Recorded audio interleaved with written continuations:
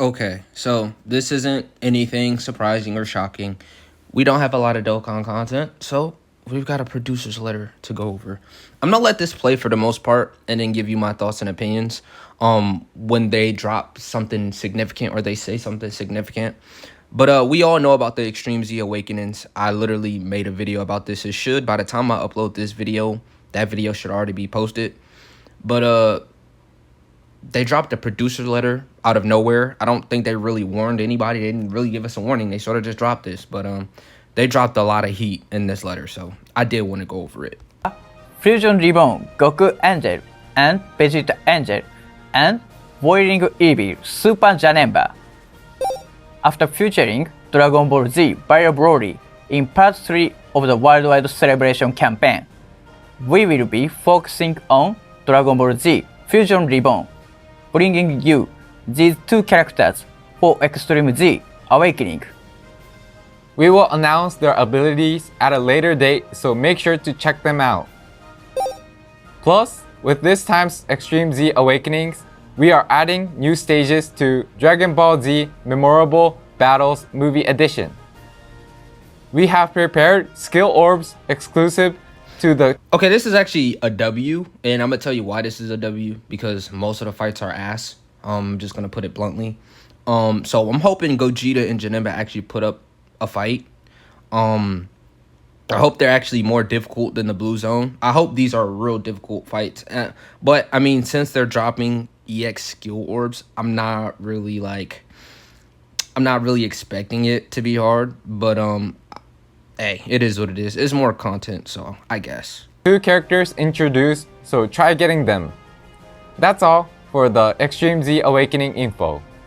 So, we would also like to go over our progress on the update schedule to the 10th anniversary, as well as provide some in-game info as mentioned earlier. First, here is the update schedule. We announced the in-game content up to the unification of operation schedules before, and this time it will be the content from the unification of operation schedules to the 10th anniversary.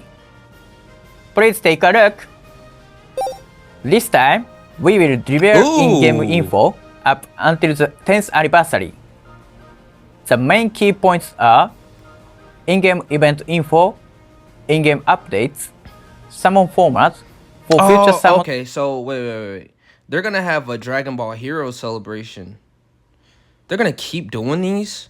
I mean, they've been doing this for a long time, but hopefully they make it to where they're not power crept immediately. Like, I know 10th year anniversary is around the corner, and the way that they treated last year's, when we got who was it, Super Saiyan 4 Vegito, we got Janemba, we had Vegeta, we had some Vegeta, some other Gokus, we had some Easy A's.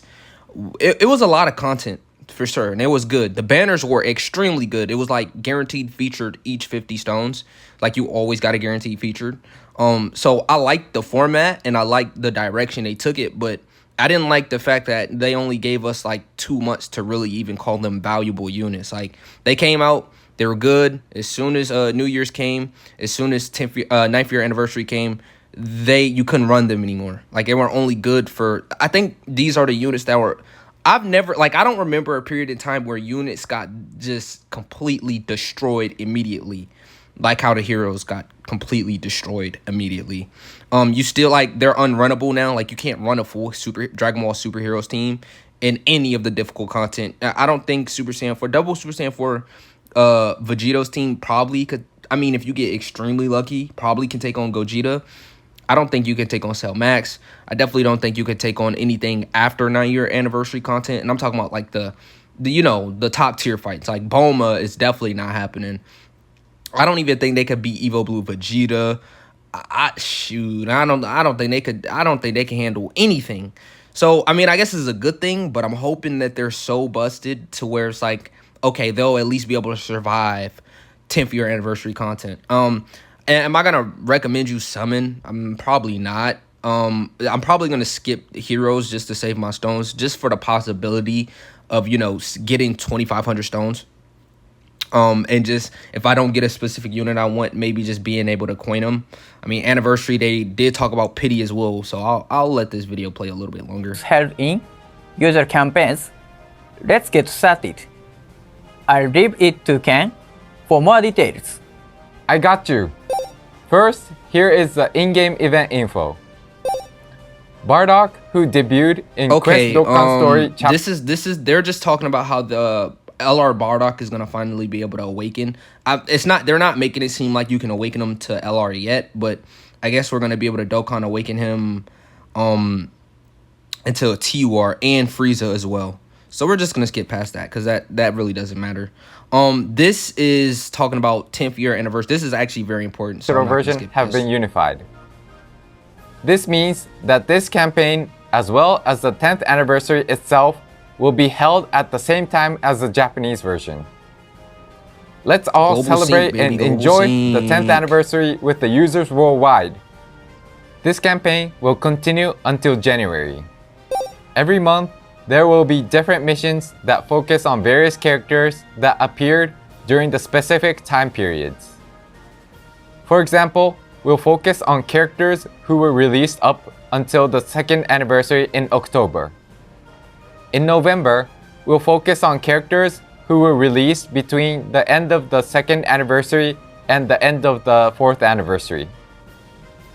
We have planned so that veteran players can relive their experience playing with characters during those periods. You can trade items obtained through missions for awesome rewards such as Dragon Stones, so don't forget to clear the missions every month.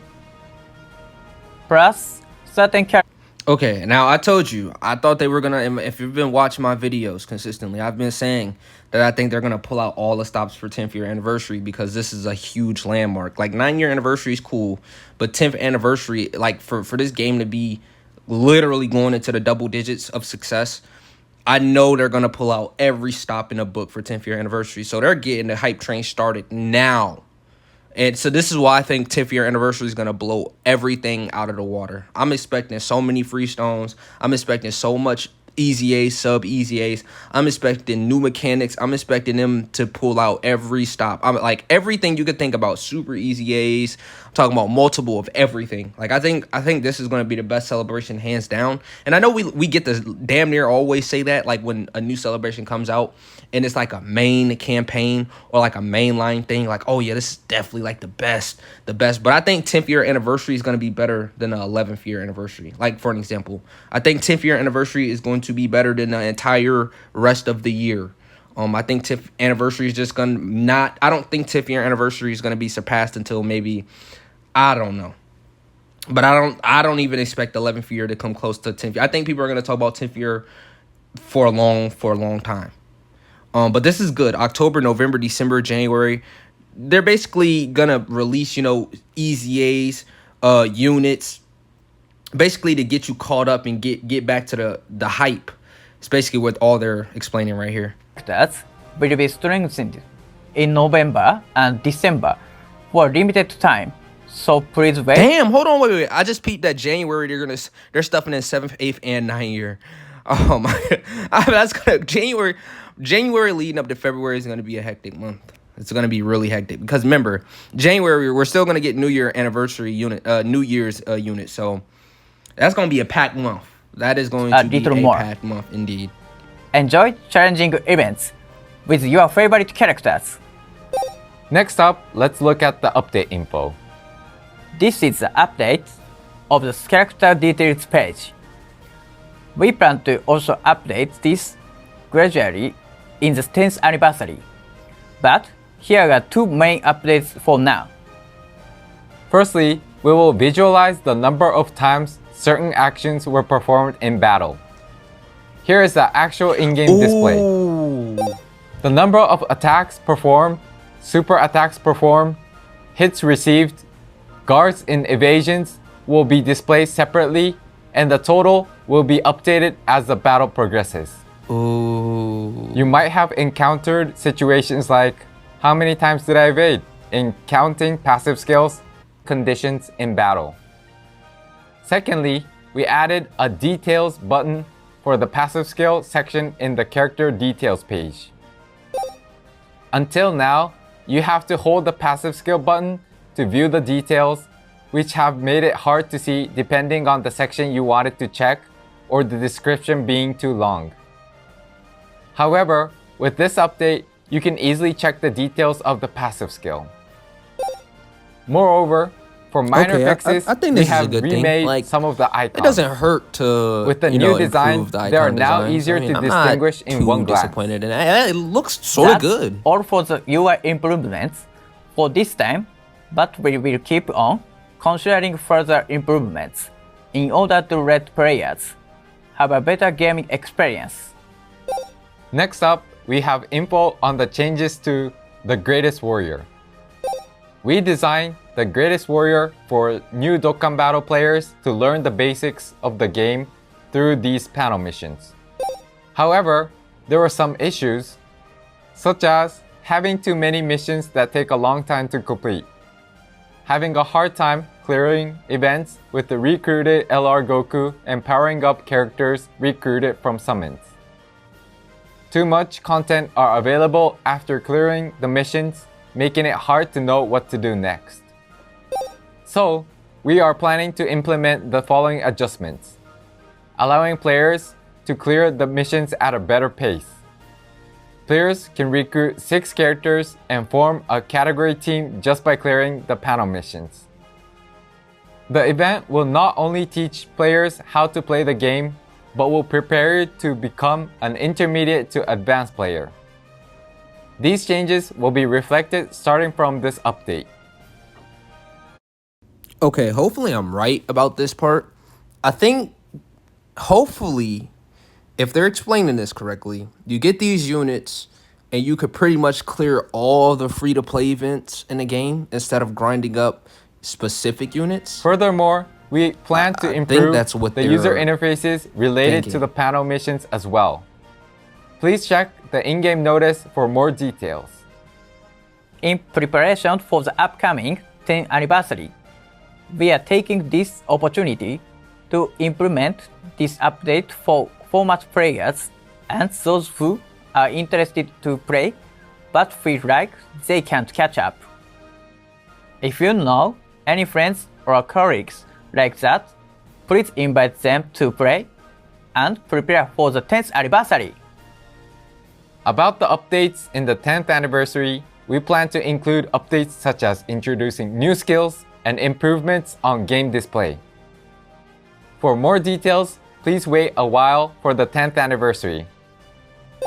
Lastly, we'll give you info on what we plan. Now, this is something I'm very invested in. Hopefully, they knock my socks off. This can be a big W or a massive L. I'm just gonna let you know. To do. For future summons normally use during campaigns. Up until now, we created measures so that new characters appeared in the Japanese version first, then the international version later. But now, we plan to unify these measures. We introduced a new summon format for the legendary summon held last October, and now we'll be going over the upcoming update. I'll leave it to you, Ken. Sure, here it is. Seeing everyone's response, we discussed with the operation team and eventually came to the conclusion that the Dokkan festivals held in usual campaigns will also use the same format as the current legendary summons. Although the format itself will be the same as the legendary summons, we would like to take this opportunity to explain it once again. Take a look at this slide. As introduced in the past, this is the guarantee system. Starting from the upcoming summon, you're guaranteed to recruit a featured character for usual Dokkan festivals held simultaneously in both versions after you perform a certain number of summons. Thank you for the introduction. The guarantee system introduced this time will only be applied to Dokkan festivals held in usual campaigns, which means it won't be applied to large-scale campaigns such as the worldwide celebration campaign, anniversary celebrations, Dokkan Thank You celebrations, Saiyan campaigns, as well as dual Dokkan festivals. We are considering other measures that suit various summons, so please wait for further announcements. That's all for the new info. There are a lot more updates planned for the future. I think aside from overall those- this has been, an enlightening experience. I usually don't do reactions to producers' letters because so many people do it, but this is a massive W.